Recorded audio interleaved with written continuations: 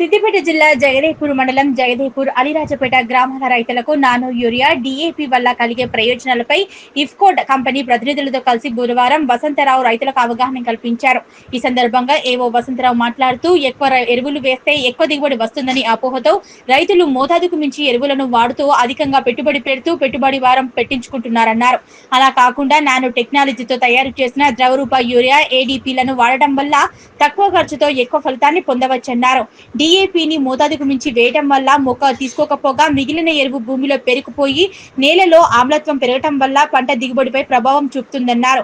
Nano ఎరువులను పంటలపై పిచికారీ చేసుకోవడం వల్ల వివిధ దశల్లో అవసరమైన పోషకాలను నేరుగా ఆకుల ద్వారా అందించి అధిక దిగుబడి పొందవచ్చన్నారు.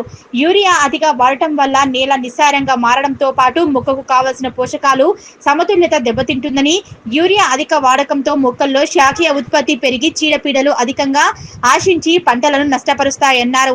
సమావేశం ముగిసిన తర్వాత నానో యూరియాను ప్రత్తిలో స్ప్రే చేసి క్షేత్ర ప్రదర్శన నిర్వహించారు. ఈ కార్యక్రమంలో ఇఫ్కో కంపెనీ ప్రతినిధి ఈశ్వర్ రెడ్డి, వ్యవసాయ విస్తరణ అధికారి ఖలీల్, సాయి ప్రసన్న, ఎరువుల డీలర్లు మరియు రైతులు పాల్గొన్నారు. నానో యూరియా మీద రైతులకు అవగాహన కల్పించడానికి ఆ కార్యక్రమంలో భాగంగా ఇక్కడ రావడం జరిగింది. ఇప్పుడు దాకా మన ఈశ్వర్ రెడ్డి గారు